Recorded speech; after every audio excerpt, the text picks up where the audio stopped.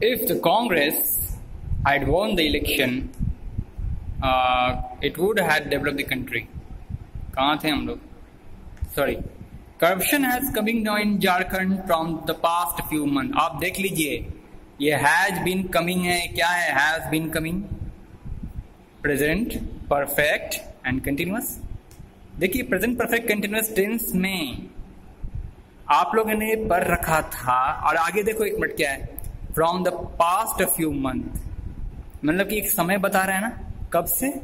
Past few months, यानी कि समय का अंतराल बता रहा है. This is the interval of time period, it's a time period from past, पिछले कुछ महीनों से, ये पीरियड ऑफ टाइम बता रहा है ना. तो आपने पढ़ा, आपको मैंने बताया था कि परफेक्ट टेंस या परफेक्ट कंटिन्यूअस टेंस में समय के अंतराल को बताने के लिए फॉर का इस्तेमाल होता है, और पॉइंट ऑफ टाइम के लिए सिंस का इस्तेमाल होता है. तो यहाँ पे टाइम पीरियड है ना, समय का अंतराल बता रहा है, इसके लिए क्या होगा? फॉर होगा. यहाँ क्या लगा दिया है? फ्रॉम. हटा लीजिए, फ्रॉम को हटा लो, फॉर कर लो, हो गया. आइए 8 में, it is not the wisest that you are deciding to sever the ties with your better half.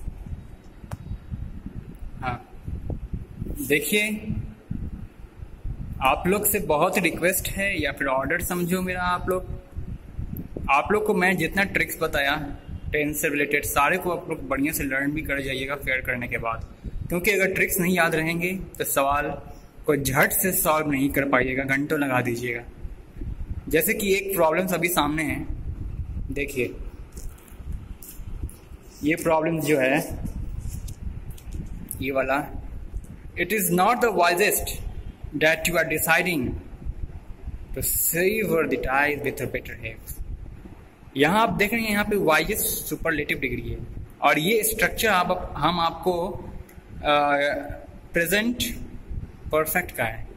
Present perfect का ये स्ट्रक्चर है. ये स्ट्रक्चर आपको पकड़ में आना चाहिए सेंटेंस को पढ़ते के साथ, कि कौन सा स्ट्रक्चर है और किस ट्रिक का है, किस ट्रिक का, ये किस टेंस के ट्रिक में ये स्ट्रक्चर आ रहा है, ये पकड़ में आ जाना चाहिए, तब ये जल्दी से बना पाइएगा एग्जाम में, तुरंत सॉल्व कर लीजिएगा. देखिए ये सबसे पहले कि देखो, यहाँ पकड़ो सुपरलेटिव डिग्री है, एसडी वाइजेस्ट, और द भी लगा हुआ है, इज लगा हुआ है, ऑक्सिलरी वर्ब इट, तो it plus auxiliary verb is, the not को छोड़ दिए, it plus auxiliary verb plus the plus superlative degree, है ना. अब देखिए जरा ट्रिक्स को मिलाइए. ट्रिक्स, पिछले ट्रिक जो आपको प्रेजेंट परफेक्ट टेंस का मैंने आपको बताया था, ये देखो इधर, ये प्रेजेंट परफेक्ट टेंस है. इसका पहला ट्रिक तो हो गया, ट्रिक नंबर 1. 2 को देखिए, ऑक्सिलरी वर्ब प्लस ऑर्डिनल्स, ये ऑक्सिलरी वर्ब प्लस ऑर्डिनल्स वाला ट्रिक था. और दूसरा देखो, ये auxiliary verb plus superlative degree वाला ट्रिक है ना. तो it plus auxiliary verb plus superlative degree वाला ट्रिक आ गया.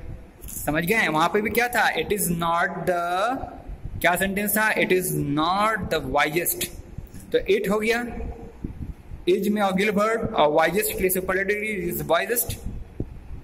तो ये स्ट्रक्चर किसमें आता है? ये जो स्ट्रक्चर है ये प्रेजेंट परफेक्ट टेंस को ही इंडिकेट करता है. इस स्ट्रक्चर के बाद हमेशा याद रखिएगा प्रेजेंट परफेक्ट टेंस ही लगता है.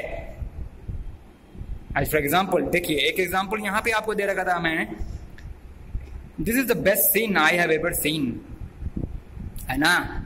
आई हैव एवर सीन, देखिए आई हैव एवर सीन, ये है क्या? Present perfect. Have ever seen present perfect, और this is the best scene, this वो, इट हो, इज प्लस, यहाँ मेन सुपरलेटिव डिग्री का कमाल है, और ऑक्सिलरी वर्ब और इट का कमाल, इट या फिर दिस. यही क्वेश्चन यहाँ पे आपको पूछ रखा है. इट इज, देखिए it plus auxiliary verb is, the है और सुपरलेटिव डिग्री है. तो ये स्ट्रक्चर हमेशा किस टेंस को इंडिकेट कर रहा है? किस टेंस को इंडिकेट करता है ये structure? It plus is, the और सुपरलेटिव डिग्री, ये मिल करके प्रेजेंट परफेक्ट को इंडिकेट करता है. यानी कि आगे क्या आना चाहिए? प्रेजेंट परफेक्ट आना चाहिए. लेकिन यहाँ क्या किया है? दैट यू आर डिसाइडिंग, ये प्रेजेंट कंटिन्यूअस कर दिया है. क्या होगा? प्रेजेंट परफेक्ट बना लो. कैसे बनाएंगे प्रेजेंट परफेक्ट? डिसाइड का डिसाइडेड हो जाएगा, और यहाँ हैव हो जाएगा, तो यू हैव डिसाइडेड हो जाएगा. चलिए आगे आइए. When ever he is meeting me He asked the same old question. यहाँ बता सकते हैं, ये बड़ा बड़ा आसान है, उम्मीद है आप लोग सबके सब सॉल्व किया कर चुके होंगे। देखिए वेनेवर कंडीशनल कंजक्शन है और कंडीशनल कंजक्शन के बाद हमेशा प्रेजेंट इंडेफिनिट लगता है। यहाँ क्या लगा दिया है? प्रेजेंट कंटिन्यूस लगा दिया है, यही गलत है। तो ही के बाद क्या होगा? मीट्स हो जाएगा। Whenever he meets me. Okay, समझ गए आप लोग? यहाँ पे इज मीटिंग हटा लीजिए, मीट्स कर लीजिए। अब देखो, was I a bird I would fly to you, ये वर्तमान काल की विश, अनफुलफिल्ड विश को यहाँ व्यक्त कर रहा है, वर्तमान में, अभी का। यदि मैं अभी एक पंछी होता तो मैं तुम्हारे पास उड़ के आ गया होता। सपोज कोई एक लड़का किसी लड़की से फोन पर बात कर रहा हो कि मैं अगर एक पंछी होता तो मैं तुम्हारे घर पर अभी उड़ के पहुंच गया होता। ठीक है, तो ये जो भी वार्तालाप हो रही है ये प्रेजेंट टेंस में हो रही है ना, वर्तमान काल में हो रही है। ठीक है, तो वर्तमान काल की अनफुलफिल्ड विश को व्यक्त करने के लिए आई के बाद क्या लगता है? पास्ट इंडेफिनिट टेंस लगता है ना। तो पास्ट इंडेफिनिट है कि पास्ट इंडेफिनिट लगता है, और पास्ट यहाँ है भी, वाज है, बिल्कुल है, पास्ट इंडेफिनिट तो है ही सर, सही है। लेकिन एक बात और जानने की बात है कि ऐसे इमेजिनेटिव सेंटेंस में वेयर का इस्तेमाल होता है, ना कि वाच का।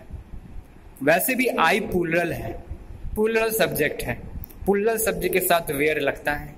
वेयर आई बर्ड ऐसे भी समझ सकते हो, लेकिन ऐसे समझना ठीक होगा नहीं, क्योंकि अगर एज इफ दे देगा ना तो फिर आप कंफ्यूज कर जाओगे। जैसे कि पिछले बार यहाँ आपको दे रखा था एज इफ के बारे में, एज इफ के बारे में, एज इफ प्लस ही। यहाँ पे तो ही सिंगुलर सब्जेक्ट है, तो सर यहाँ वाज होना चाहिए था, है ना, लेकिन यहाँ तो वेयर हुआ, as if he were DP.